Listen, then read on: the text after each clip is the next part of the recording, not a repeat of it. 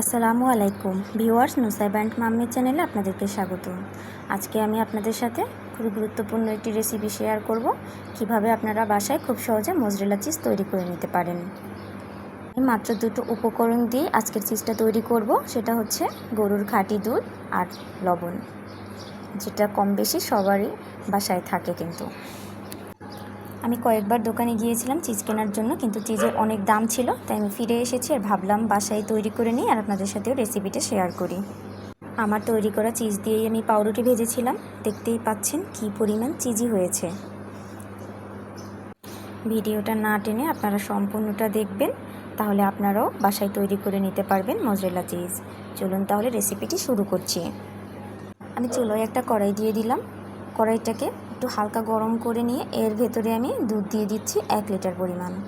গরুর অবশ্যই খাঁটি দুধ ব্যবহার করতে হবে, এখানে প্যাকেটের দুধ বা গুঁড়ো দুধ দিলে হবে না। এরপরে 3 থেকে 4 মিনিট জাল করে নিব হাই হিটে। এর আঙ্গুল দুধের ভেতর দিয়ে যেন 5 সেকেন্ড পর্যন্ত চুবিয়ে রাখা যায়, এরকম পরিমাণ গরম করে চুলার জালটাকে অফ করে দিব।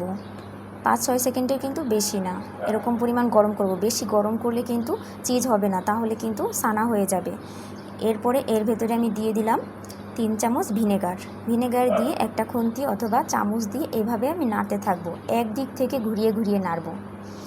বারবারই বলছি, বেশি কিন্তু গরম করা যাবে না, তাহলে কিন্তু সানা পড়ে যাবে, কোনো অবস্থাতেই চিজ তৈরি হবে না। 5 থেকে 6 সেকেন্ড আঙুল চুবিয়ে রাখা যায়, এরকম পরিমাণ গরম করেই চুলা অফ করে দিবেন। একদিক থেকে ঘুরিয়ে নাড়তে হবে, চতুর্দিক থেকে ঘুরিয়ে নাড়লে কিন্তু চিজটা ভালোভাবে তৈরি হবে না। দেখতেই পাচ্ছেন কিছু সময় নাড়াচাড়া করার পরে পানিটা আলাদা হয়ে গিয়েছে আর চিজ একদিকে এসেছে। এখন আমি এর ভেতর থেকে চিজগুলোকে তুলে নিব। চিজ আমার তৈরি হয়ে গেছে, এখন আমাদের বাকি প্রসেসে যেতে হবে। এটাকে তুলে নিয়ে বারবার করে 2 হাত দিয়ে চেপে চেপে এর ভেতরের থেকে পানিগুলোকে বের করে নিতে হবে। যতক্ষণ পর্যন্ত সাদা সাদাই পানিটা বের হবে ততক্ষণ পর্যন্ত এভাবে হাত দিয়ে চাপতে হবে।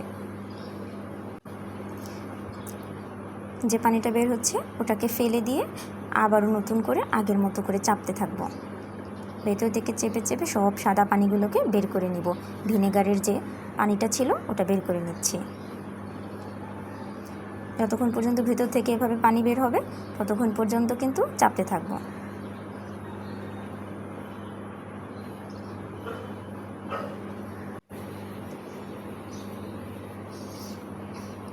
এরপরে যে দুধ দিয়ে আমি চিজ তৈরি করেছিলাম সেখান থেকে কিছুটা পানি নিয়ে ওটাকে একটু কুসুম গরম করে ওর ভেতরে আমি 1 চামচ লবণ দিয়ে দিলাম। লবণ পানিতে বারবার চিজটাকে চুবিয়ে এটাকে আগের প্রসেস ফলো করে এরকম হাত দিয়ে ভালোভাবে চেপে নিব। আর ভেতর থেকে ভিনেগারের পানিটা বের হয়ে আসবে আর লবণ ঢুকে যাবে। বাজারের যে চিজ থাকে সেটাতে কিন্তু একটু লবণ লবণ থাকে, মানে লবণাক্ত থাকে, এই জন্যই আমি লবণ দিয়ে দিলাম। কেউ চাইলে লবণটাকে স্কিপ করতে পারেন।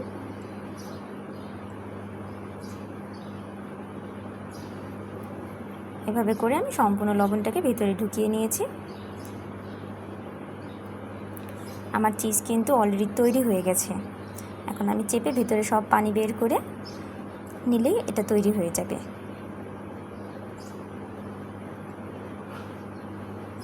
হাত দিয়ে চেপে চেপে সব পানি বের করে নিলাম।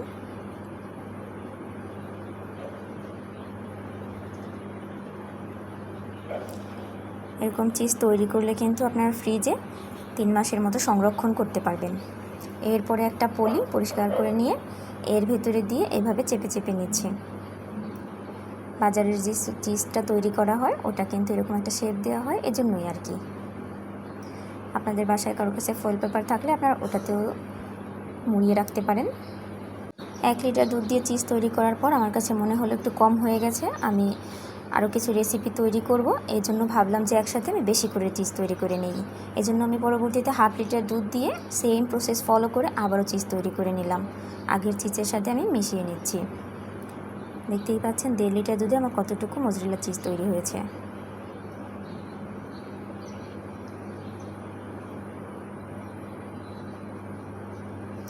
আগেরটার সাথে আমি এগুলোকে ভালোভাবে মিশিয়ে এরপরে ফ্রিজে রেখে দিব। 2-3 ঘন্টা পর্যন্ত ফ্রিজে সংরক্ষণ করতে হবে। এরপরে বের করে আপনারা যে কোনো রেসিপিতে ব্যবহার করতে পারেন। এভাবে পলিতে রেখে চেপে একটা ঢাকনা দিয়ে বাটিতে রেখে দিলাম। ফ্রিজ থেকে বের করে নিয়ে এসেছি।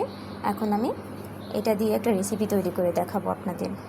আমি প্রথমেই একটা গ্রেটার দিয়ে এগুলোকে কুচি করে নিচ্ছি। সম্পূর্ণ চিজ ব্যবহার করব না, এখান থেকে অল্প কিছু চিজ ব্যবহার করব। ছোটো চিজ কুচি করে নেওয়ার পরে আমি এগুলোকে পাউরুটিতে মধ্যে দিয়ে দিচ্ছি।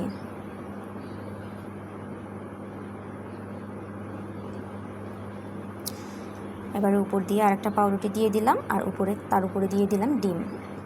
ডিমটা চাইলে আপনারা স্কিপ করতে পারেন, তবে ডিম দিলে কিন্তু খেতে খুব ভালো লাগে। ডিমের উপর দিয়ে আমি একটু পেঁয়াজ দিয়ে দিলাম। দুপাশে ভালোভাবে ডিমটাকে মাখিয়ে নিলাম।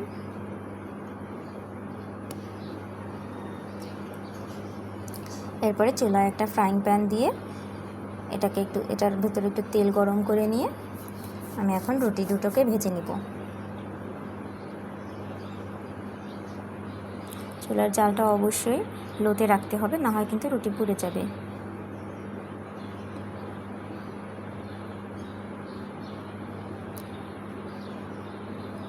এরপর আমি উল্টে পাল্টে দুই পাশে ভালোভাবে ভেজে নিচ্ছি।